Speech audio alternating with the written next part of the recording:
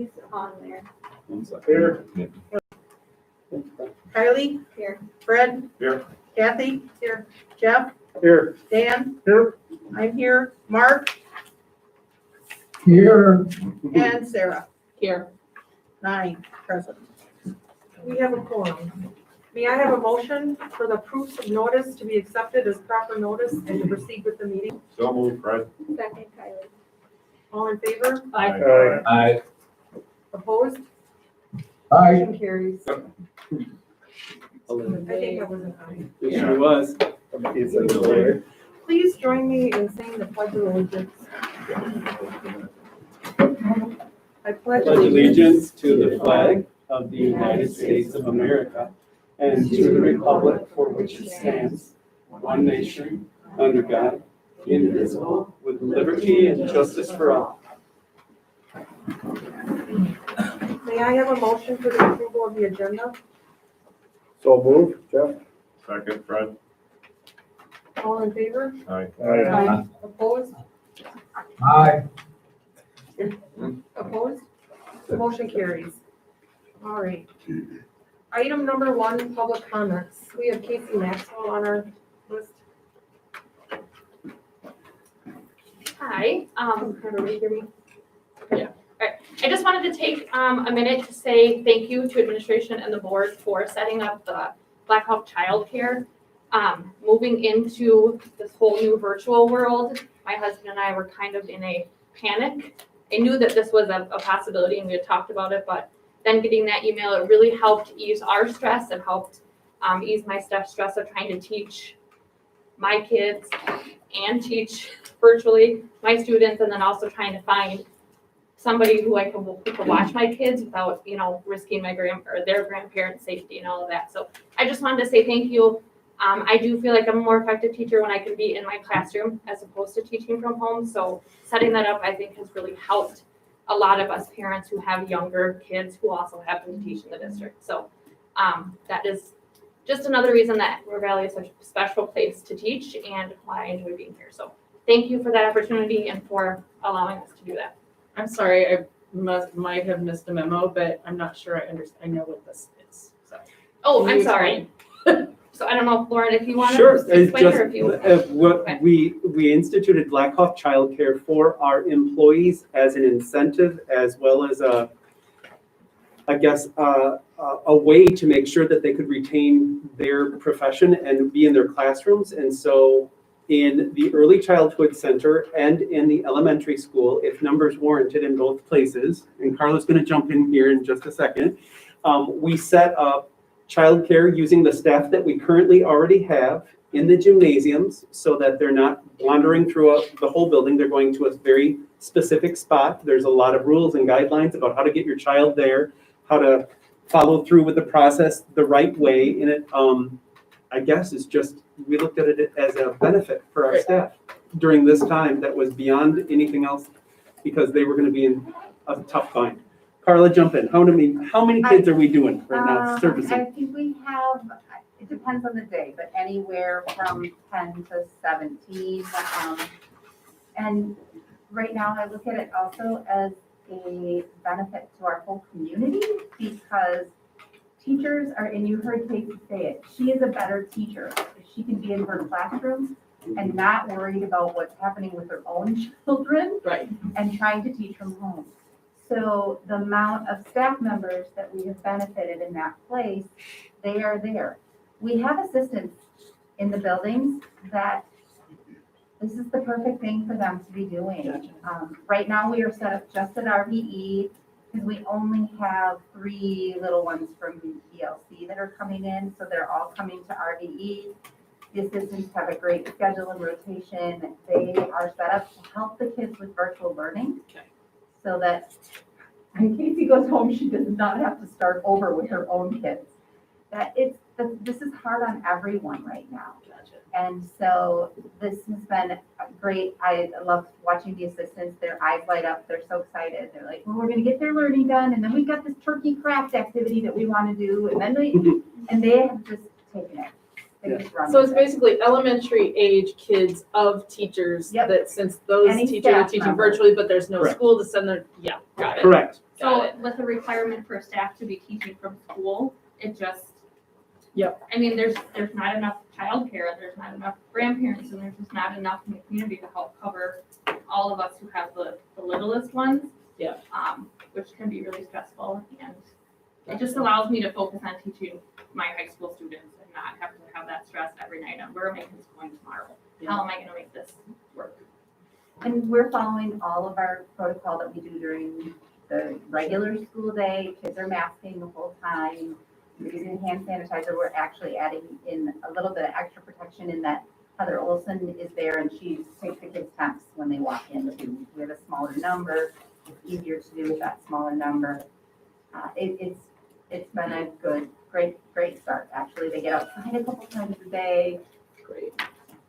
Good job, guys. And out from a educational, HR, financial perspective, our employees would be allowed to take 2 weeks of paid leave under the Family First Coronavirus Act when schools close.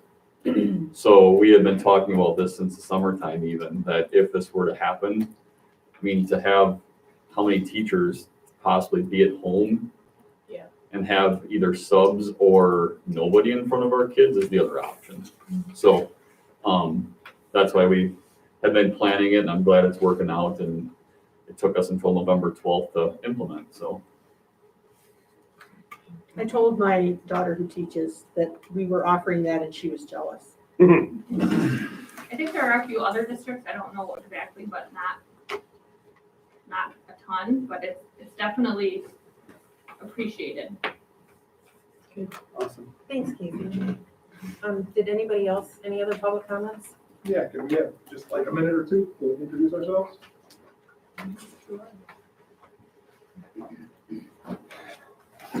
So my name's Andy Miller. This is James Cooper. We actually work with Equitable Advisors. We're some of the 403B providers for the district. We're not here to try and sell you guys anything. Don't worry about that. We know how crazy everything's going on right now. The reason we're here is there is a scholarship program for high school seniors that we wanted to make sure you guys were aware of. It actually lasts until December 15th or until there's 10,000 applicants. The top winners get $25,000. There's actually been winners in Wisconsin 2 out of the last 3 years. So we're trying to make sure that happens again. It's hard to get that information out though in this time and age, so I want to make sure we spend some time to come up here and introduce ourselves and bring some information for you guys. So I don't know who this would be best to go to. Darby. All right. So that we just want to introduce ourselves and make sure we made the trip up here so you guys got to put a face to names. Sometimes emails get kind of lost and people wonder if we're real, so that's why we're here. Thank you. Thank you Thank for you. coming. Thank you.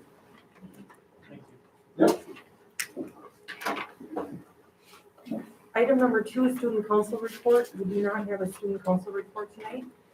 Item number 3, discuss process for district administrator annual evaluation and administrator annual evaluations. So it's that time again for the board members to evaluate our administrator and for an administrator to perform the annual evaluations for the admin. And we have a form here that all the board members will need to fill out. You're used to doing this, we've done this before, it's the same form. And then we'll have it filled out by the 4th, we'll give it to Paula, and then she'll compile it, and then we can have a discussion at the December 4th meeting. And what Lauren is gonna do is he's gonna fill it out also, so he's gonna do a self-evaluation, and then we're gonna have a closed session meeting to go over that in December. And then he'll also evaluate all the administrators, and then he'll discuss those with us at the meeting also. But we're gonna do that without administration, so it'll be just the board and Lauren. Got it? Do you want to add anything else? Yeah, so in your packet or online, you guys also saw that I kind of created a River Valley School District process, if you will. There are policy and rules that are out there, and the one that struck out to me so much was 225, the rule that basically you guys are evaluating us on whether or not we're meeting the district's goals. And those district goals, for me, come from the strategic plan. So we've talked about this, and there's a strategic plan that happens every 3 to 5 years. then annually, we should have work that happens in an annual goal that matches our mission, but also you should be able to measure in an annual basis. That then becomes academic as well as climate. And so if you guys can see that form that I kind of created here, it goes through and it kind of outlines the processes that we would look at or the data sets that we would look at to help us meet the needs of getting to the district goal. In there embedded is my evaluation, but also embedded in there are the principal evaluations, business manager, pupil services director, and athletic director. And the whole process really does have a self-evaluation as well as a supervisor evaluation, and then a coming together to make sure that's happening. Way at the bottom, another piece that I think some districts miss is that you try to make sure that the job description actually matches the evaluation system. And so I put that in there as a task for me to make sure that every year we're gonna evaluate our job descriptions to make sure that they're up to date and it makes sense. Those lead into our employee evaluations, which leads into my evaluation on whether or not we're meeting that annual goal that should be a part of the 3 to 5 year strategic plan. So it doesn't make sense to me unless we have a system to make sense out of it. And so that's what I try to create. So that's what you see here. If you look at it online, there's hyperlinks to the policies, there's hyperlinks to the different evaluations and things like that. The other thing I did do for this big packet for you guys, this is gonna seem like a lot of educational gobbledygook, if you will. I did a crosswalk, and every single one of these categories actually does have a match to my job description, as well as the 3 to 5 year strategic plan. And so what I'll provide for you guys is in my documentation, this, and that matches, for example, 5, staff retention, or 3, academic achievement. So I'll try to make a crosswalk between this and our 3 to 5 year strategic plan so that it makes sense. So will you do that before we fill these out? I will do that for you before to kind of give you a guide to lay it out, if that's okay, Sarah. Yeah, I think that would be great. That would be great. Okay. Also, just logistics wise, what, is this a PDF? Yeah, it's a PDF. So, no, I'm looking at this. That's PDF. The district administrator rubric? Yeah, is it a fillable PDF? That's fine. I can send it tomorrow. Paula will send it out tomorrow, Okay. The next step. and she'll put it in Excel so you can type right into it. Thank you. That's my, I was looking through another link. Oh, okay. We'll get it to you so you can fill it out electronically if that's what you want. Thank you. You bet. Getting that. You bet. That would be- Does anybody have any questions about the system that I'm trying to create so that we have the system that we use year after year so that we can actually start to see trends in 10 years when I don't I retire? think so. But I might get back to you. And I know Lauren may do it, Lauren? because, you know, it might be difficult. I to just fill out wanna this form, tell you but let's that I- just do our, we'll just do our best. I like the idea of using the word job description. That's very important. I think it matters. And I think sometimes we have a job description and then we have an evaluation. If those two don't meet, I don't think it's fair to the employee. Right. So that's really what I'm trying to do. Thank you. Item number 4, update on contact with new open enrollment out families. So I reported last month that I was going to call personally everybody on a spreadsheet, the people that were new open enrollment out families, to look for a trend there to see what I could find. And I've called these families or left them messages. And there's, I believe, if I've counted correctly, 42 students that as they filled out the application for open enrollment were new out, or they were connected to a student or a family that was new out. So on here, I've made 25, I think, 26 phone calls and really tried to think about, as I've talked to these families, why did you make your decision? I call them and say, I'm new, I'm doing research for the district, I'm just trying to figure out why you chose to have your children go to Sauk instead of to come to our virtual model, or why did you choose Barneveld instead of our model? And I found kind of 4 categories that people were very commonly kind of giving me responses in. One is proximity. I talked to somebody today that's in our district that's 5 minutes away from Barneveld Elementary. Okay, And she said, I'd love for the whole state to redraw all these lines. And she gave me the spiel. And I said, I agree with you, but until that happens, I'm not jumping first. Kind of. Another category is a sibling has always gone to that school. So now that there's a pre-K or a K-er jumping in, they're jumping into the same school format that their older sibling was in. So it might be like a third grader chosen to go to Ithaca, and now they've got a kindergarten brother that shows up as a brand new K. But since the sibling went there, the family's taking their whole family there.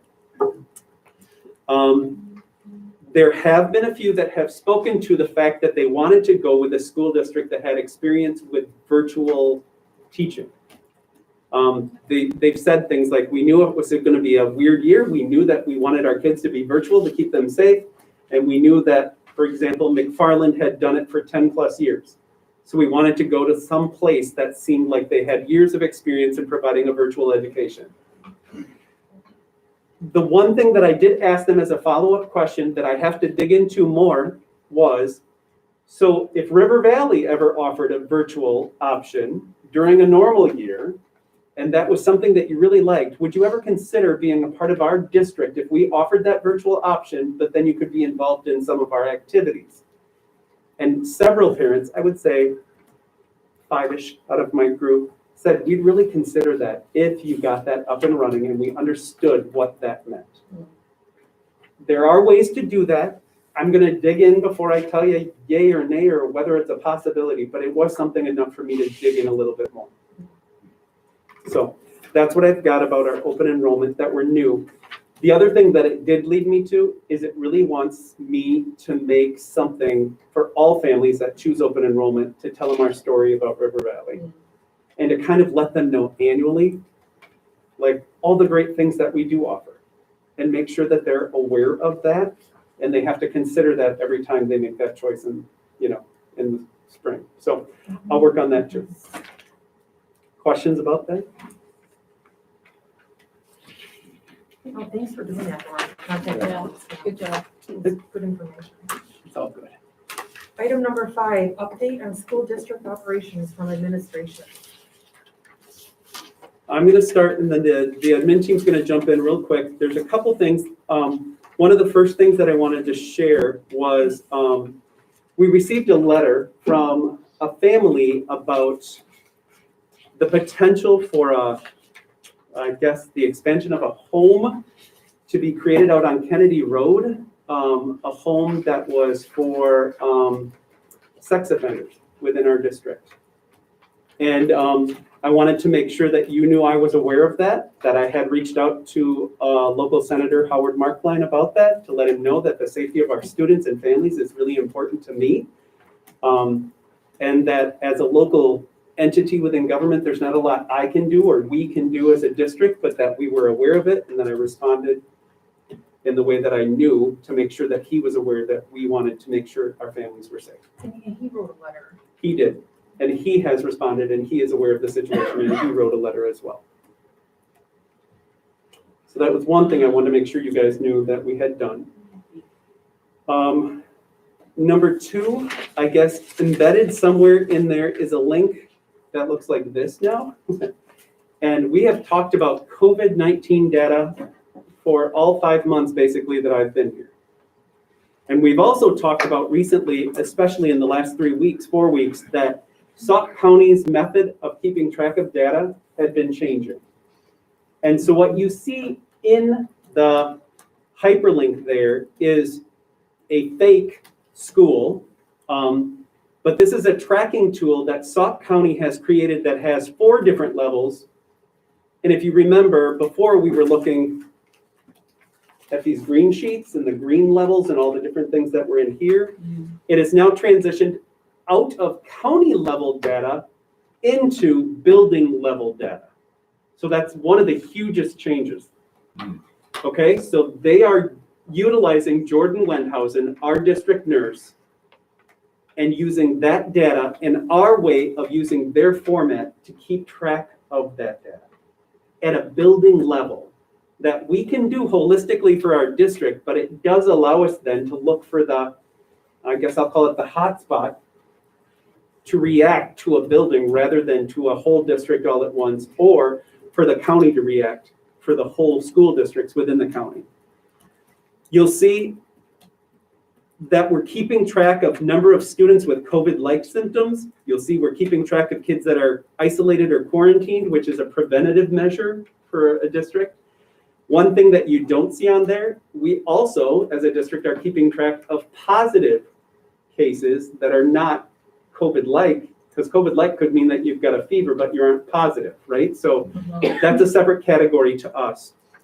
We're doing that for staff and students, and we're able to keep track of that for each building. This transition from the county has taken about 3 to 4 weeks. It's under the work of Jesse Phelan as well as Jeff Jelinek, I guess is the correct way to say it, who is an emergency management operator, or was before doing this work now. And I guess I'd say I'm thankful that they have this measure, but I also want you to look at the 4 different gradients that are on here. It goes from alert to caution to warning to critical. And you will see, actually, I think it started today in the state of Wisconsin. The website for CDC also added critical. We've gone beyond 3 levels into 4 levels for the state of Wisconsin. For the county, that critical level is when they call me and I call Jordan, and all of us get together and have a discussion about that building and what it will take to either keep it open or to close it, and what is the best measure for that building on that day. I guess I'll stop there. That's a lot of talking. Big questions about that so far? But this is all sample data. This is sample data, real. correct. So correct. where will this exist with real data? This exists for real data with Jordan, me, and the administrative team, so that we can keep it safe and, and secure, so we're not identifying. Got it. So there is a sheet like this for each building. There is a sheet like this for each building. For human resources, that's Mr. Cry helps me out with all the staffing ones, the 3 staffing columns. Jordan helps me out with the 3 columns there for each building. And we have this set up in Google Sheets with 4 sheets for that, as well as another total that we're keeping as well. So we do this exact same thing, the same structure for each building, correct.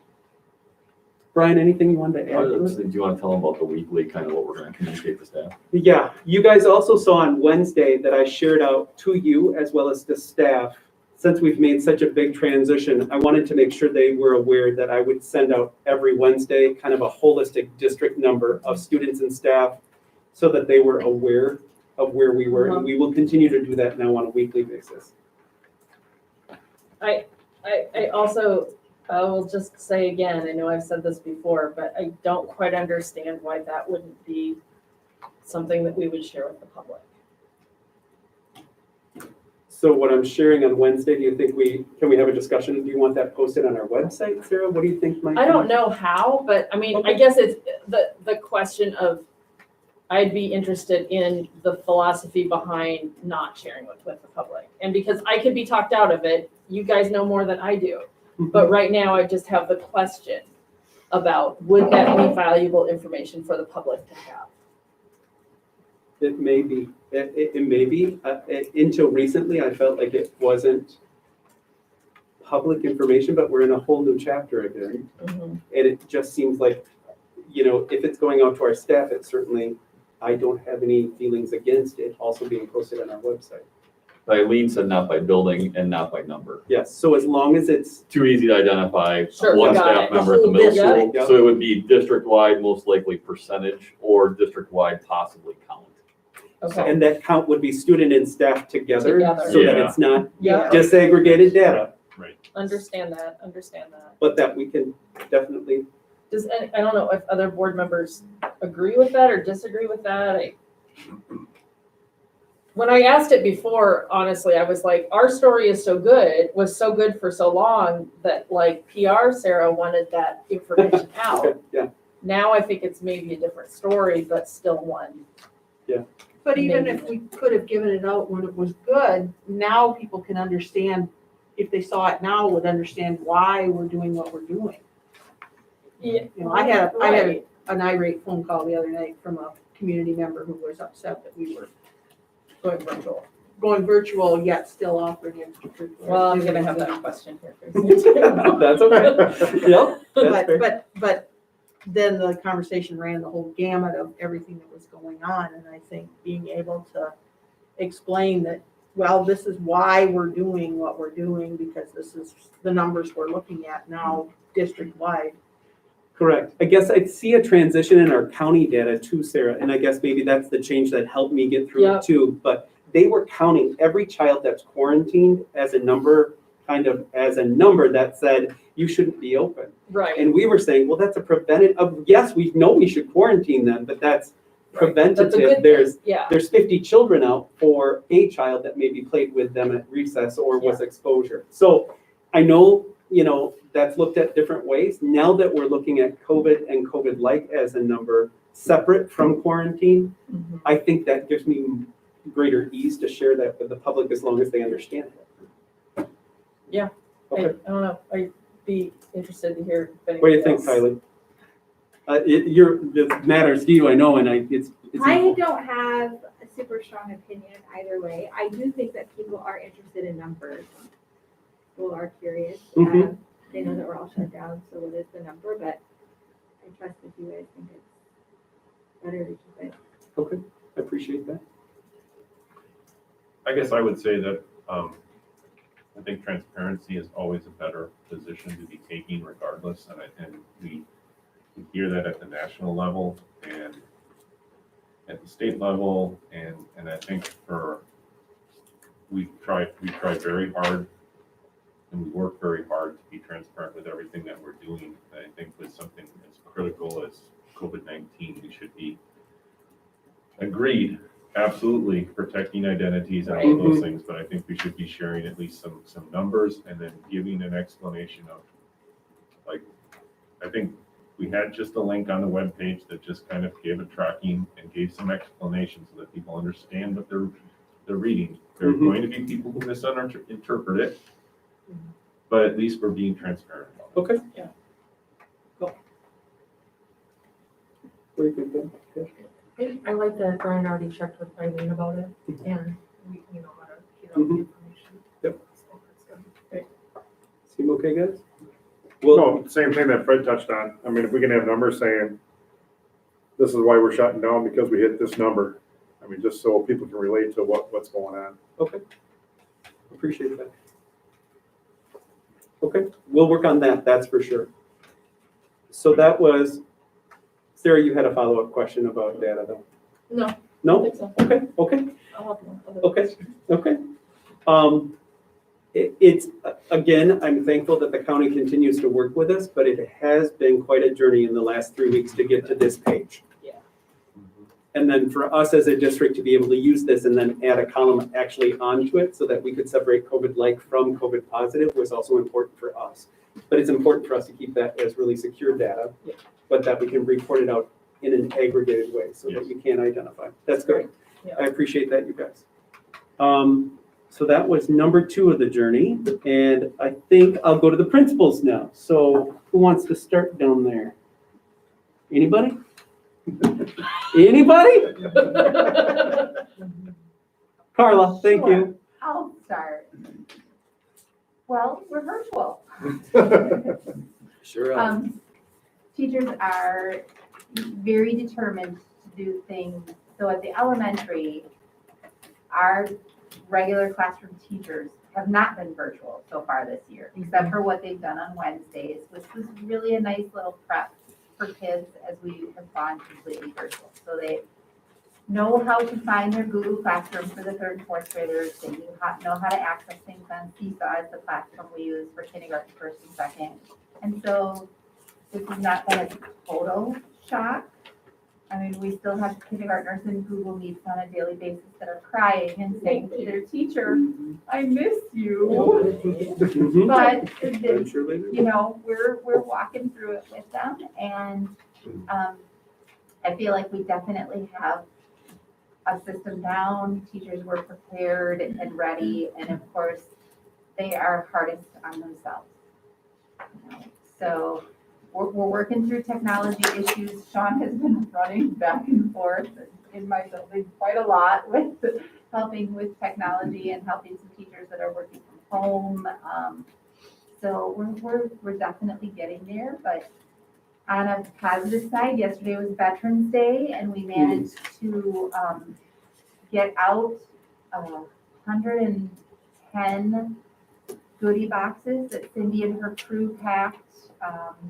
The 4K first and second graders wrote letters, drew pictures. They went out, people delivered, left on porches, sometimes visited from afar with some of those vets, and received a lot of very positive feedback about it. Already yesterday, Nadine took a call of a gentleman who was just, could not believe the sweet letter he got from one of our first graders, and he wrote a letter back to her and dropped it off so that we can get it to her. And it was just a thank you so much. You don't know how much this meant to me. So it was really, in the midst of all of this, it was really a good thing. So many of our staff members from all buildings stepped up and did deliveries of 3 or 4 boxes or 10 boxes, and it just was a very, it was a good thing yesterday, and it was really good to see. And some of them had taken pictures. I know Brian posted a lot of them on Facebook, and it just was good to see the warm feelings and the pride that our district took overall in getting those things out to staff members. So, Awesome. Great. Thank you. Carla did a great job coordinating it. When she said, oh, I wish you could see what it really is like to have a big potluck and people come into schools and we do all that stuff like we have in the past. We were just struggling to find a way to make sure that we did something to fill that need. So that was a great way to get it going. Mr. James, what you got? We're virtual also at the school, as you know, and this is our second time around doing that. So the teachers, I think, again, are more comfortable in that format, but it's still, I would agree, it's a struggle still, but they're also, that was a good word, determined, that Carla used. They're determined to provide great education for those kids. They are hard on themselves. I had a conversation yesterday with a teacher who came to talk to me and just said that I struggle. I don't feel like I'm doing a great job with my virtual students or my in-person students when they were here. But, you know, I reassured her that she is doing a great job and can continue working, and she was learning more and more. So it was a good conversation to have. We're reaching out to those students and families who are struggling with the virtual side of things. Phone calls. I've made some home visits to go out and talk to kids and parents to make sure they're engaging and attending those virtual classes as they need to. Well, we held, I guess another note, we held a safety drill here at the middle school before students left. We did that last week, and that was very successful. You'll get a report on that in December for the December meeting, but that went really smoothly. And then with parent-teacher conferences, a little different also. In lieu of that face-to-face, teachers went through and made more of a personalized summary sheet for every student and met as teams and grade levels to complete those forms for parents and students and put some personal notes in there. We got some positive feedback on that. And then they also set up virtual meetings on the second night for students who they really wanted to reach out to and contact and make contact with their parents. So yeah, we're plugging along, and again, I give a lot of credit to the teachers for the jobs they're doing. Mr. Blakely. It's never easy to go third. These guys said all stuff that I was gonna say, really. I mean, making home visits right now, and we had the parent-teacher conferences, and I thought that went really well. The teachers did a good job of reaching out virtually and setting up meetings with parents that way or by phone. We did 2 nights of that. Still a football game going on this Friday night in the playoffs, so a little bit of normalcy for our students and our community. We our teachers are doing a tremendous job. I think that we've kind of prepared ourselves for this all year, knowing that this could be a possibility and working and doing both at the same time. I think our teachers are ready to go. There's always still technology glitches, and Sean's been great, and there's always, like James and Carla said, our teachers want to give more and do more. We're also bringing in students that, some students that have IEPs need extra help, or students that are at risk and are really floundering in this virtual world for whatever reason. We're going and bringing them in, and making home visits to make sure that everybody's doing okay with different students that we know need that. So we're grinding, but we're doing good. I think I'm proud of everything we're doing. Excellent. I'm glad, Darby, you mentioned the fact that during these 2 weeks, there are some kids coming to campus that really need to be on campus so that we can meet their needs, meet the required minutes within IEPs, but also for some students that just need us, that are at risk of being successful if they're not here. So those families are either transporting, or we actually have created some new bus routes just this week so that we can get them here if we can. So trying to keep that really engaged for a very specific population. Brian, will you turn on Jamie Hegland? Mr. Hegland, you still out there, sir? I'm out here. Awesome. How's everybody? Good. Could you share with us how we're doing in programming with activities and athletics right now, and what's coming up next and what's continuing? Yes, I can. Can everybody hear me okay? Yep.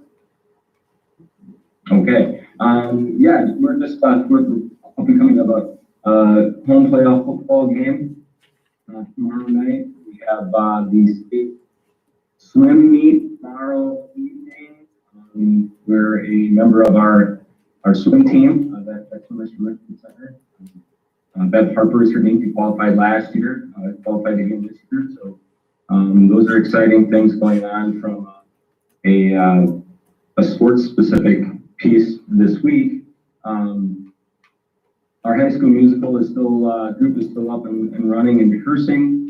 Our mock trial group start practicing and has transitioned to virtual practices right now. They'll start up their in-person practices the week of November 23rd, when the winter sports groups will start their in-person practice. So that's, I guess, what's on the agenda here as we're looking for the rest of this week. And then from a football perspective, the WIA has limited the playoff to just a level 1 and a level 2 game. So there's nothing beyond. There's just two playoff games. They've created kind of a mini 4-team tournament, which we have the 1 seed in. We play Adams Friendship, and then we play potentially the winner of Wisconsin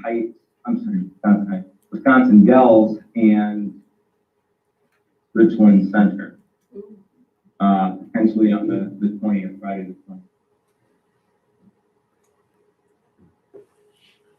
That's what's coming up. I had shared a message with the board that I had sent out regarding the adjustment to the start of our winter sports dates, which typically are staggered. We're going to make an adjustment and begin them all on the same day, the 23rd of November. So that allows us to get through our initial 14-day period of essentially closure or virtual school that the high school went through. So through our conversations administratively and certainly with conversations with, Jordan, our school nurse, and Dr. Furukawa, our medical advisor, that was an important thing to try to accomplish, and really resulted in the adjustment of those sports. I know that's girls basketball and gymnastics. The start of those seasons were postponed a week.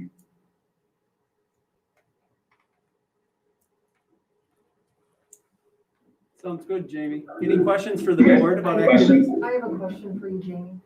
Can you explain why we're in virtual school, but we're still continuing on with activities? I had a couple parents contact me recently, and if you could just explain that. I've had that question too. Did you hear it? Okay, so. Yep. Yeah, bits and pieces, so that could be my connection, and I apologize if I have it correctly.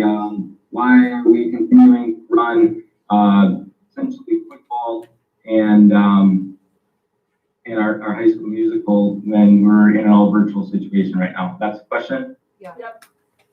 Okay, well, I think we began, after we made the decision to go virtual administratively, I don't think there was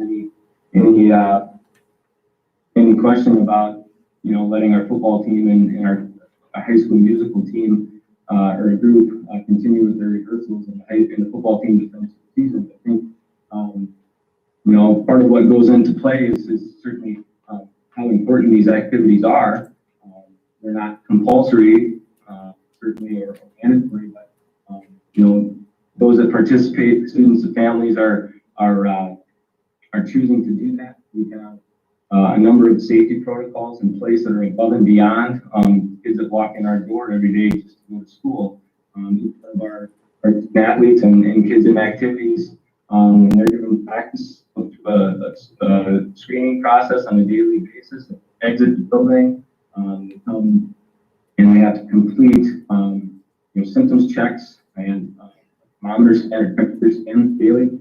And then we're utilizing our district level cleaning protocols, and really from an athletic perspective, the WIAA's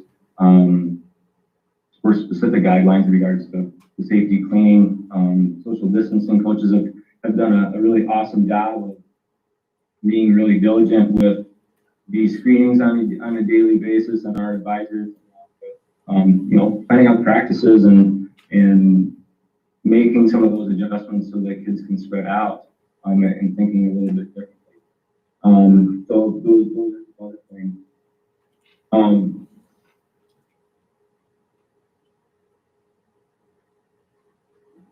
When we come back and we kind of began with some data conversation, and when you look at ultimately the data at the high school, and we kind of break that down more specifically and look at the students that are a part of activities or athletics, there's minimal data that would suggest that this is any type of an issue with our activities or our kids involved in activities. We have no data that supports whatsoever from the beginning of the school the transmission of COVID through the involvement with these things. So, and again, that was conversation, administratively and with our school nurse Jordan, and looking at our numbers, and certainly Dr. Furukawa has done a thorough scan and check through our student lists and how that relates to the students involved in our activities that are currently running right now.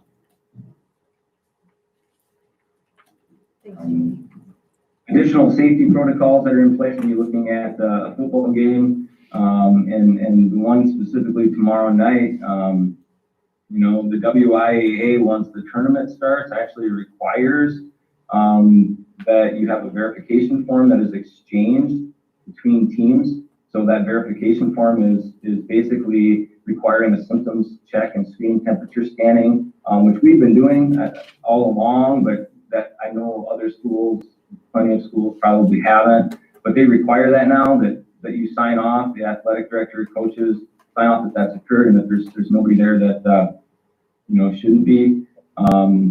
Since we're playing Adams Friendship, obviously we have a connection with Mr. Wormuth, and we've been having a number of conversations about where they're at from a numbers perspective, where we're at from a numbers perspective. And then of course, just us sharing with them our expectation. When groups and visitors come to River Valley, like everybody else, they're required to wear masks and social distance. Their players will be masked, our officials will be masked. Will their players be masked like on their, one thing I've heard all season is that most teams are not wearing their masks on their faces like our team is. They're wearing them on their helmet, face guard. Yeah, so, It's one of the things I, academic now. with football is the WIAA is defined, basically, well, 4 different types of face masks that you could wear. One being the masks like we have, or that I see you guys, having on right now, which is we're wearing. They fit right close to your face. The other face masks, are ones that actually fit on the outside of the face mask attached to the helmet. That is something that as a conference, we don't have anybody using that. There's another one that other teams are using that actually fits on the inside of the face mask. That's one that Dr. Furukawa has given us the okay to use. We've just made the choice to stick with what we've been using. And then the others that the WIAA, from I guess the rules and regulations, safety perspective, said that would be okay to wear were actually more like some of the actual visors that maybe you see sometimes at the high school level, maybe more at college and the NFL. But they run over the eye opening, and then they make additional ones that run over, the mouth and guarded area too. But I think teams that have used those have found that they have not been very durable whatsoever. So we've had a choice. Our staff has, chosen to wear the ones that we've been wearing.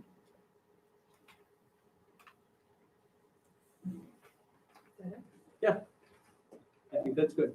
Were there any other questions? Yeah, I have a few, sorry. But I guess just going back to the activities question. Is there criteria for, obviously if an activity could get shut down by virtue of the fact that somebody in that activity would have to, that they would have to be quarantined and stuff. Yep. But I struggle, I think, and I think we're hearing in the community, I struggle with the fact that the activities are still going on. And, I wonder if my fellow school board members are comfortable with that decision. I am. I think we need to keep activities going as long as we can. The kids are gonna, I think like Jamie told me one thing, kids are gonna find something to do, and let's keep them in their activities. And they need, mentally, it's good for them. I hear the same narrative, Sarah. The same complaint. What, the complaint that? That if we're virtual, why are we doing sports, basically, that, some people are just against all the sports. They think if we're virtual, we should just focus on education and shut down all of our sports, but I don't agree with that. I have to say, I struggle with it, and I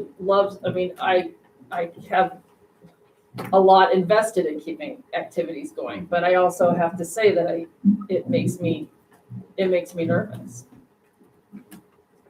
I've got a football player on that team, so. I had somebody who called me the other night about that, who was very upset, and I said that we found that the kids who are involved in those activities are also more apt to follow the rules and be more careful so that they can continue to participate. And I think it's important to keep our kids doing things that are more acceptable than running around with their friends outside of school with maybe they're not wearing masks, maybe they're not doing their social distancing, but if we have activities that they want to stay involved in, they understand that these are the things we have to do that. Okay, I'm gonna go on to my next question. Sorry, I guess nobody else has questions. I've heard so I appreciate, Casey, what you're saying, and that's what I've heard from most staff is that they are appreciative to come into the office. I know with my own work, I would be lost if I couldn't come into my office to do my work. but I know there are some staff who I've heard from who are uncomfortable coming to the school to work and would rather be virtual from home. And I just don't know, I'd be curious to hear from the building principals, like, is there flexibility there? If not, why not? If so, I don't know. I don't, One of the reasons for the discomfort, I think that they just don't feel safe. They feel like if it's bad enough that the students are virtual, why did they have to endanger themselves by coming to school? right, so I'll speak to that. I think as soon as we take our students out, we do a deep clean of the building. And the students that do come in, that'll be listed, like the at-risk students are all, that's different, and the students with IEPs in very secluded areas. I can't think of a more safe place or safe work environment than being locked into your room that's been deep cleaned by the chemicals that we're using designed to kill this virus and having them in there. And the other reason is that the best teaching is done where we don't have to worry about, Casey kind of touched on this, Casey doesn't have to worry about her dog knocking over her computer. She doesn't have to worry about her own children interrupting a lesson. She has all of her resources in the building with her. She doesn't have to worry about her internet going bad or making sure she has to upgrade her own internet. We have IT people that are available if anybody needs them, because if something goes wrong, so we don't have to lose a full day of instruction. There's also collaboration that can happen. Hey, I'm struggling with this kid. How are you doing with this kid? What did you do with this? How did you do this? There's that sort of collaboration that can still happen. It's much easier for James and I to be able to connect with teachers if we see or hear something that needs to be have attention to, and Carla as well. So I can't think of, it's much better for our students to have our teachers right there, and I can't think of a more safe environment than what we have. We've offered for teachers if they want to meet with a couple individual students here and there, because it makes it easier for the teachers a lot of time when we're bringing in certain kids to say, like, hey, I want to go down and see Johnny because Johnny's really struggling. But it's never forced upon the teachers. We say if you want to just meet with them virtually, that's an option too. So. And meet with each other virtually, I assume. I mean, you're not holding group meetings in the building with teachers, Not at all. right? No. Gotcha. Okay. I mean, I don't disagree with you. I kind of just wanted to get that on the record for the public. Did we not, a couple of board meetings ago, did we not discuss that if we did go virtual, we would expect teachers to come in? Yeah. This has been an expectation. Right. No, I know that that's true. I just, my next question is about, has it been considered, I know that the symptom checks and the temp checks are happening at activities, and I think that that's great. Has it been discussed to try to do that on a larger scale with the whole student population? Darby just asked me that again this week because it's something that comes up often, and it is something that a lot of people ask us about. The CDC guidelines state that they still want symptom checking to happen at home. That's the responsibility of the parent, and that's the guidelines that I've been following. Yeah. And there have been local districts, there's one that I can think of, that were doing temperature checks as the kids were getting ready to the bus, and they found that they're not reliable, and that it was hard for them to do that successfully, so they've stopped doing that. We've also had a conversation with legal at one point that said they want the parents to be responsible for that primary, I don't want to call it a diagnosis, but that primary evaluation of the child on whether or not they're ready to be at school, to still be something that is controlled by the family so that the family's aware of it and they can't make that the job of the district. So isn't that the reason why we're in this situation right now? Because parents weren't doing their job? Correct. Yes. That's a good point. I mean, and to speak, when I first found out we weren't going to be testing every student that walked in the building, I exhaled because I was like, holy cow, that's just a lot.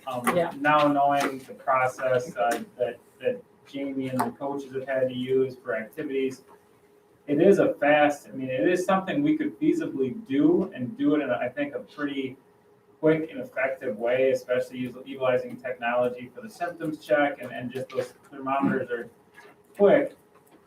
But, at this point in time, the information been given is that it's maybe overstepping what we're supposed to be doing as a public school entity, but.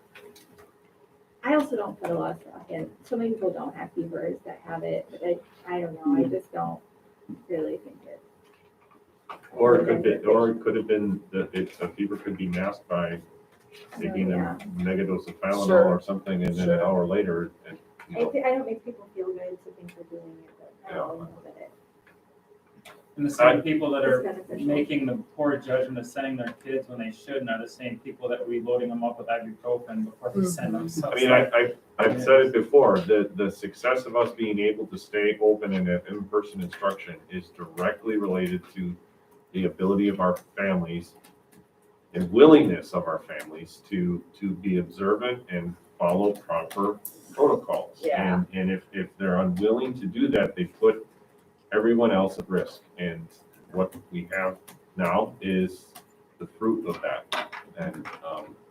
And for us to remain successful throughout the winter is, again, it's going to fall on all of us to be vigilant and accept the fact that if our kids have a fever or something that doesn't, call the doctor, get it tested, find out what's going on. You can go virtual for a day or two if you have to quarantine until you have a test that says negative, or they feel better. I mean, we've got to be smarter about this, and waiting for a vaccine, that's still going to be 6 to 9 months away. We're not going to get through the school year if we don't all pull together. And while you're kind of on that soapbox, I think we need to say, if you're if there's anyone in your household, just because of this going out to our community, anybody in your household that's waiting on tests or having a few symptoms, but you're not sure, do not send your students. We're very flexible with the attendance, and we're going to be very flexible with families dealing with these things.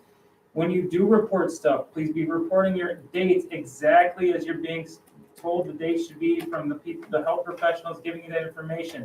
Don't try to shave a day here or shave a day there, because that's enough to shut an entire, 2, 3, 4 weeks down of school for certain situations. I mean, those are the things that if our community can do that, and Fred, you just touched on it, if our community can try to all be as responsible and look at it as the bigger picture approach rather than what my individual family is dealing with at this time, that's the main thing. And every community is dealing with that right now. But the school district, I just want to emphasize, is very flexible when you're going through things as a family with illness. We will work with you, and it's just a different time. So take that time to stay home, keep your kids home until you get all the information.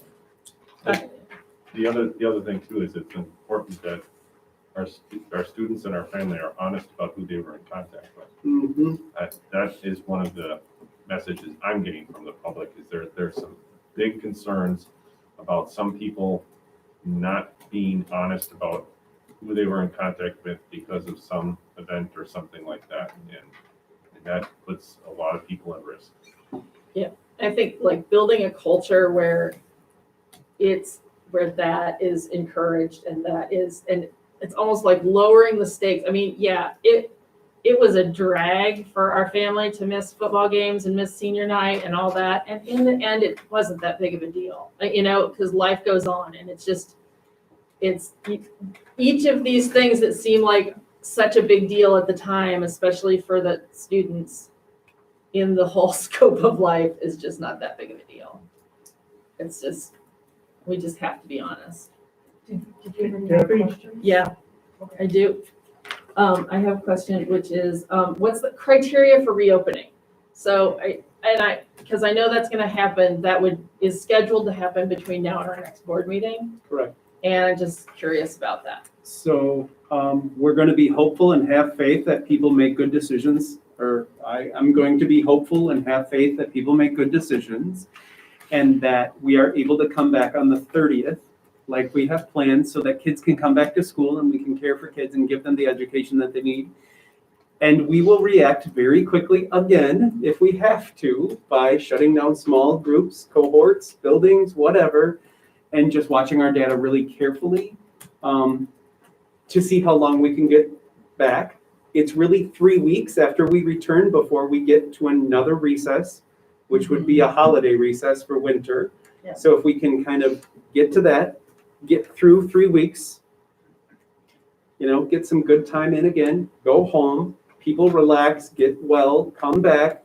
So we're really hoping for, your question was, what is the kind of the Criteria. gate criteria to getting Yeah. this back?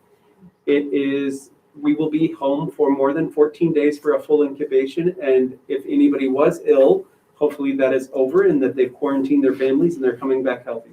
And you're finding out about new infections that They are may be in- happening in the Correct. interim. Correct. That we are encouraging everybody to continue updating daily. Jordan Wendhausen, our nurse, who's up there online. I looked above your head, Sarah. Sorry, she's not really up there. I understand. But there is a concern there because our county is so overtaken with data and statistics right now and so many positive cases. Sauk County can no longer give us all the information. If you are tested at a county site, we are getting that information and they're continuing to do that close contact and that education for that patient. But if you are tested at a clinic, the county can no longer support that by calling school districts. So I believe on a call today, I heard 51% of the cases are reported into the county in Sauk right now. Yeah. That means there's 49% that there's potential we're not hearing about, which is really scary to me. Yeah. So I guess we're only as wise as the information that is shared with us, and that we'll continue to have people share as much as they can with us and just keep our data as tight as we can. Okay. I listened to that same update and they sounded nearly panicked. Correct. With how bad it is, so. Yeah. That's why so many questions and so many like, should we be doing this? Should we be doing this? Yep. So thank you for indulging me. That's all my questions. Are we still on number 5? Yeah. Okay, because we wandered on it a little bit, but this comment I think is important, especially on your comment about one of the persons that you talked to that open enrolled their child to another school district that's been doing virtual, Yeah. excuse me, for a longer time. My resource is my daughter. I've got one grandchild in elementary, one in middle, one in high school. And she thinks that our teachers are doing a great job with virtual. She said that the only complaint she has is, and Fred might want to weigh in on this, is the Chromebooks. She said, because sometimes she has to her child has a problem on the Chromebook and she'll put it on her own computer and then all of a sudden everything is so much better. So I know, Fred, we've talked about where we may go into leasing a higher quality computer. We haven't made a decision on that yet, or have we? That would, and I'll be bringing that up later, but that would be with staff, not with students. Mhm, okay. Yeah. But anyway, that's the only thing. She says that we would be better if just the equipment. She thinks the teachers are doing a fabulous job. The school district is doing a fabulous job. Good. Thanks, Dan. Mhm. You bet. If there's no other questions, we'll move on to number 6, which is fine. Well, if there are more. Board reminders, announcements, and training opportunities. I just have one. The WASB convention is virtual this year, but if you want to get signed up, just let Paula know. She can get you signed up. Item number 7, legislative update. I'll go really fast. DPI, Carolyn Stanford Taylor, our state superintendent, has submitted her budget requests, and it includes funding our 2/3 of school costs for special education, so that's there. I believe that a lot of states are seeing requests that reflect hope coming from a potential different presidential result. So there's a lot of things that are involved right now in education. I guess I would also say that there's heightened awareness of education if our budget or president changes to be a different president. So that's something that they've talked a lot about in legislative stuff. And then we have a new state order from Governor Evers as well that speaks to family social distancing and continuing to be as safe as possible and trying to, over Thanksgiving holidays, make sure that people are taking care of themselves in the best way possible. And I'll stop there. Thanks, Lauren. On to action items. Number 1, consent agenda. Checks, invoices, receipts, October 2020. Open session meeting minutes, October 8th, 2020. regular meeting and October 26, 2020 special meeting. I'll entertain a somebody make Help us out. Thank you. I'll second. Okay. Any further discussion? All in favor? All right. Aye. All right. Opposed? Motion carries. I thought I waited long. Item number 2, consideration and action on resolutions accepting resignations, if any. And I believe we do have one. Correct. We have one resignation of a school nurse that chose to go to the DeForest Area School District, accepted a full-time nursing position there. And we wish her well and thank her for all her years of service to River Valley.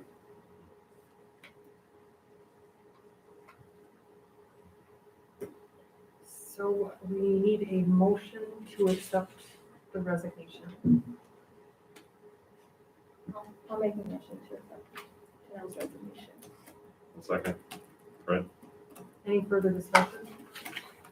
It's a resolution, so we'll take a roll call. John, Yes. Kylie, Yes. Fred, Yes. Kathy, Yes. Jeff, Yes. Dan, Yes. I'll vote yes. Mark, Yes. and Sarah. Yes. 9 yes. Motion carries, and we wish Janelle the best of luck in the future. Certainly. Item number 3, consideration and action on hirings, if any.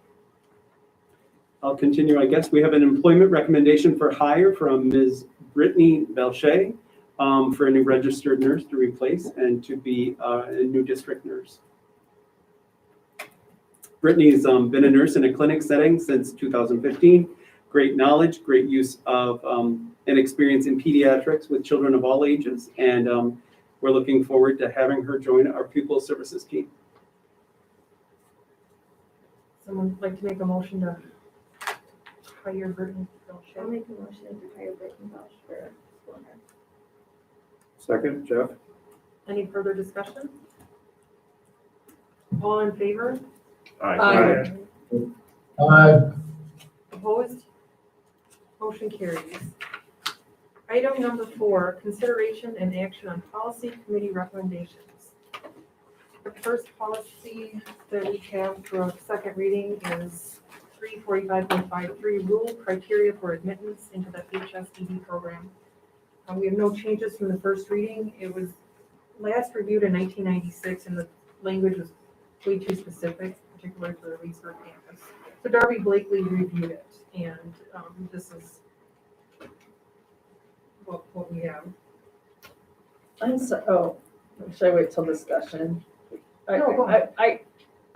Sorry, I don't know how this got past me last time, but does it say anywhere in this policy what HSED stands for? Doesn't look like it. Because I don't know. What? High school equivalency diploma. Okay, so maybe you could put that in the first mention and then, Good point, Sarah. sorry, I don't know how that got past me first reading without me bringing that up. Any other discussion? The next policy we have for second reading is 771 printing and duplicating services copyright. Again, this is just an old policy that hadn't been reviewed since 1989. Lauren Weisbrunner went through it pretty closely and just kept the language that was relevant, and we haven't had any changes since the first reading. Those are the only 2 policies we are bringing to the board for a second reading. If someone would like to make a motion. I'll make a motion to accept those 2 policies for second reading, As amended. as amended. As amended. I'll second. Fred? Any further discussion? All in favor? Aye. Aye. Aye. Opposed? Motion carries. We have 4 policies that we're recommending to the board for first reading. The first one is school board elections. We just needed to clean this up. We wanted to say what the areas were. I mean, it says Village of Arena, but it didn't say area. Please belong to Area 1, so we added some language. for that. And then we also added a hyperlink for there's a map of the district. The next policy is 131, board member qualifications. Just again, a really old policy, but really nothing has changed. We didn't have any additions to the board member qualifications. Policy 132, board member resignations. Nothing has changed. You can resign as you always were able to. And the last one is 151.2, policy dissemination. Just to make sure that we do have a hard copy of the policy manual in the district office, and we distribute the policies to all those listed. And that, again, hasn't changed, so we have no changes to those policies. So again, we're bringing those 4 policies to the board for first reading. Make a motion, we accept those policies for first reading. Is there a second? Kylie. Kylie? Any further discussion? All in favor? Aye. Hi. Opposed? Hey. Motion carries. Item number 5, consideration and action on technology committee recommendations. So the technology committee met on October 19th. We did get an update on the network administrator, from the network administrator on the district technology capacity. We did have some discussion, and Sean updated us, that the Chromebook repairs have definitely been going up. He's been seeing 20 to 30 per week. They did implement a new problem ticket system that is helping to track various issues that are occurring. I think Lauren can speak to that also. That's helping him also kind of understand some of the issues. Have been learning a lot from the staff's use of technology as they move forward. Upgraded a number of cameras on the desktop computers that help to improve performance, especially with the virtual learners. However, we do see that the staff do need an upgrade on their computers and are looking to swap out the Chromebooks for laptops. That was something that was early identified in August when we were, PD Halverson was doing some testing. I think Sean could continue to do more looking into this, especially if we have staff that have to go basically or have to quarantine, but still want to be able to teach. A actual laptop computer has greater resources, a better camera. A lot of the things like Dan brought up would be better. And so we did make a motion to recommend acquiring laptops for the teaching staff. And I think that goes to the budget committee, and then we also did have some input from the library media specialists. I think the working relationship between the technology team and the library media specialists is very helpful to staff. I would look to the principals for also if there's anything they want to add to that. And so we continue to kind of press forward and see what we need. Our next meeting will be December 21st. Thanks, Fred. Item number 6, consideration and action on budget ERC committee recommendations. Okay, we had a meeting on October 19th and have a couple of recommendations for the board. Let's see. First one is regarding the replacement plan for teaching staff technology devices, which Fred mentioned briefly. I think these might be a little bit out of order, Brian, from your minutes, but we had at our budget meeting a discussion about purchasing laptops for the River Valley teaching staff. And I think at our October 19th meeting, Brian was going to do a little more research with Sean on whether or not we would buy the devices or do a 3-year lease.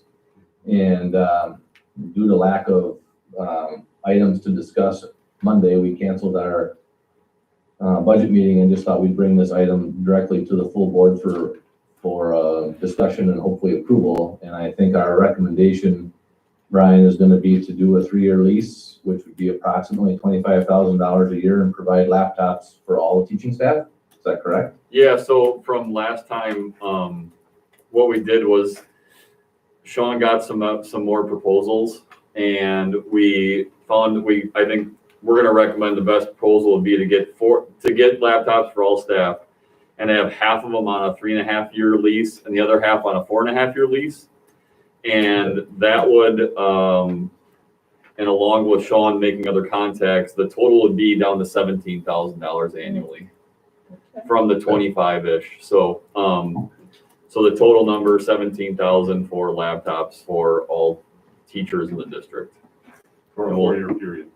Yeah, 45 of them would be for 3.5, the other 45 would be 4.5. And we had a brief conversation of budget committee just about, we're not quite sure what would be best right now. So maybe try them both. And after this first agreement, we'll know exactly what we need to do in the second round if we continue. So.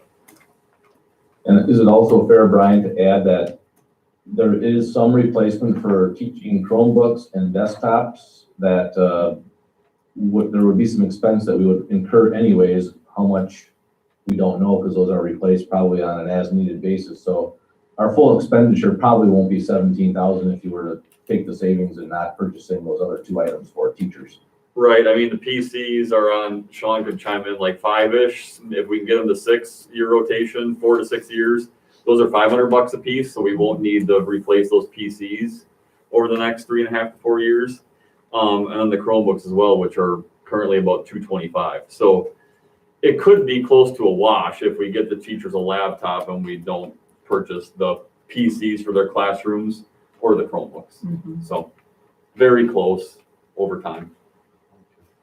So the budget committee's recommendation, now that Brian has the final information, was to move forward with this plan. Do you want to do this Yep, let's see. individually? So I'll make a motion to approve the purchase of laptops for teaching staff on a 3.5-year and 4.5-year basis. I'll second. Kylie. Is there any further discussion? I was just curious how long it'll take to actually get those to teachers, Sean or Brian. Well, we're kind of shooting for the first of the year. They're talking, they're build to order Okay, because stock is depleting like every day. sure, gotcha. Okay, cool. For all technology, so they figure 3 to 6 weeks. They should ship in 3. And then hopefully we'll get them in our hands. Thanks. As long as they don't get held up at the customs. Cool, thanks. Why is that funny? It just is. Motion is second, all in favor? Aye. Aye. Opposed? Motion carries. Yay. That will make people Yeah. very, very happy. So, thank you. Yeah, our second recommendation item was for 3 support staff teaching assistants that on occasion are filling in and also have substitute teacher licenses. So we had a recommendation to provide $35 a day stipend for those teaching assistants when they take over as a substitute teacher for the day for the 2021 school year. And I think the need is there based on the COVID absences and that potential. So it helps with staffing the classrooms. And that'd be no change to the budget. I'll make a motion that we hire 3 support. Are we hiring 3 additional support or No. are we? No, we're just giving them a Okay, an yeah, additional stipend. stipend when they substitute. That we add the additional stipend when they substitute. I'll second Fred. Any further discussion? All in favor? Aye. Aye. Opposed? Motion carries. And the next item is, the administration is requesting the approval of a disease investigation specialist. And this would be a liaison between the school district and the public health representatives to help with contact tracing and the positive cases that arrive in the River Valley school and district area.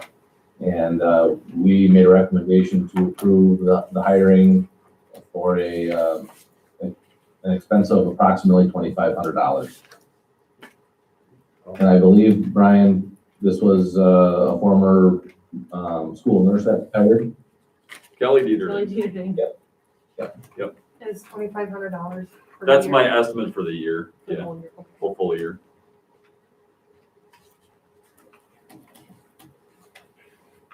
Oh, so I would have motion to approve the hire of a disease investigation specialist for $2,500 a year for the school year. Per hour, per diem. I'll second that. Any further discussion? All in favor? Aye. Aye. Opposed? Motion carries. Okay, our next one was the administration is requesting an additional 20-hour per week custodian for extra cleaning in the middle school and high school, for gyms, locker rooms, band room, choir rooms, for special events. Just due to the extra cleaning and extra work due to the COVID. And we had a recommendation to approve 20 hours per week for an extra custodian for the 2021 school year at an estimated cost of approximately $10,000 for the year.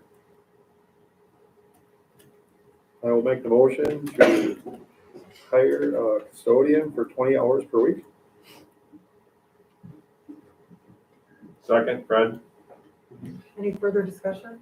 So is this just to help with the workload, the winter sports, basically, Yep. those kind of, a lot of interchanging and, okay. Yeah, with the winter sports would be super helpful, and if there's not an event that night, they're gonna be the person that's gonna do all the large kind of congregation areas, like we put in here, the band room, the choir rooms, the library, and allow the regular custodians to focus on the classrooms. So they'll have a set schedule. They will, yep, Good. Thank you. if we can find somebody. Right. You have it.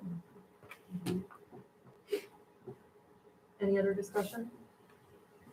All in favor? Aye. Aye.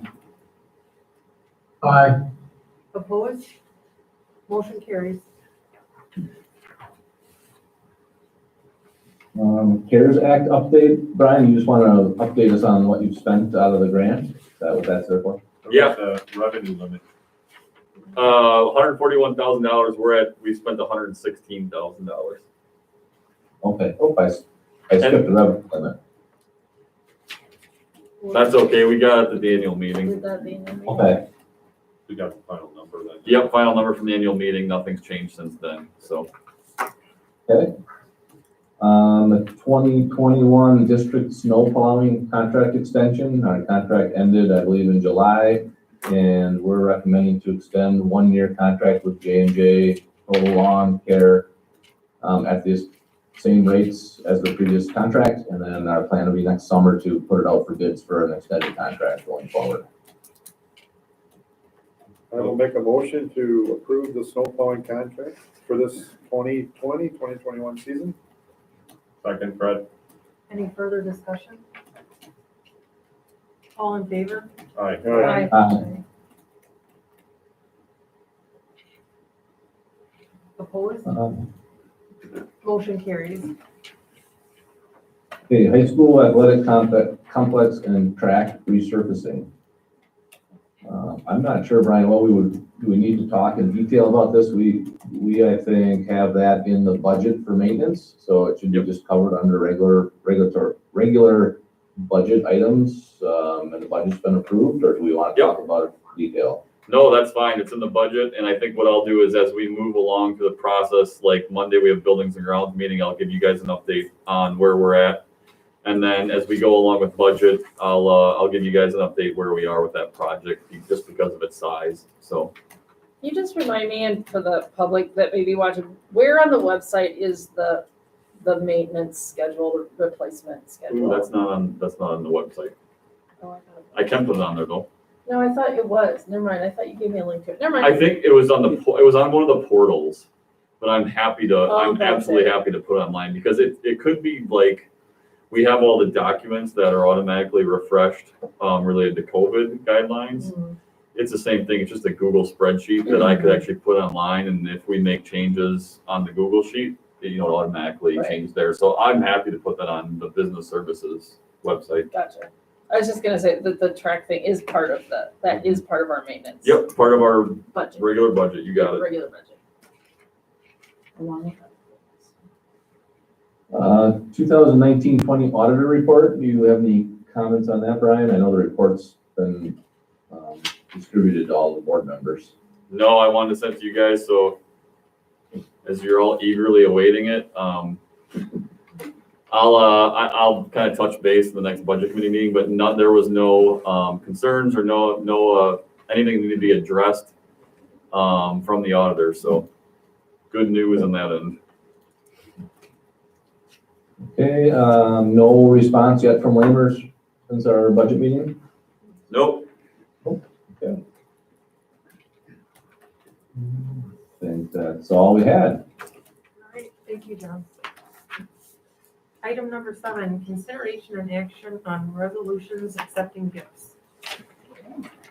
So first of all, I want to just shout out to the many people that helped deliver the meals to the veterans this week. They took their time, they took their vehicles, they took their own ways and means to get these things out to people within our community.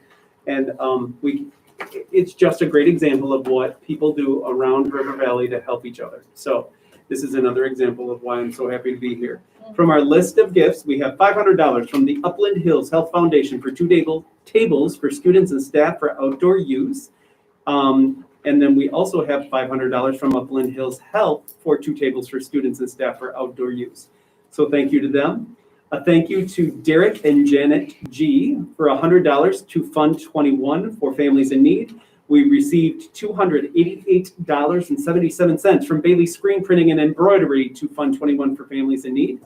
We received 50 Lands End backpacks valued at over $2,000 total from Steve and Mary Esch, as well as Deb Tickner to the district. Thank you to those folks. We received $1,350 from the Athletic Boosters Club for our Huddle software for girls basketball, as well as a separate $1,350 for the Booster Club to give to our boys basketball for that software. So thank you to the Athletic Boosters. We received $290 from the Athletic Booster Club for a fast model services software for the boys basketball team. And then our final one of gratitude goes out to the Greater Sauk Community Foundation. We received $750 toward the rental of an elementary tent that we used outside, and it's still there, I believe. Fantastic. I will make a motion to accept all the gifts. Second. Any further discussion? Resolution will take a roll call vote. Kylie? Aye. Yes. Fred? Yeah. Kathy? Yes. Jeff? Yes. Dan? Yes. I'll vote yes. Mark? Yes. Sarah? Yes. John? Yes. 9 yeses. Motion carries, and thank you to our community. And the last item is a motion to adjourn. So moved, Fred. Second, Jeff. All in favor? Aye. Aye. Opposed? Meeting is adjourned. Thank you. Thanks, everyone. Thank you, Jack. Good to see you, Stroh. Good to see you, John.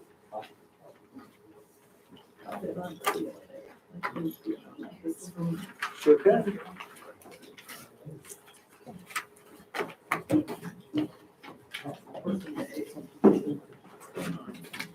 Sarah, I appreciate all the questions. I don't ever want you to think that No, need it.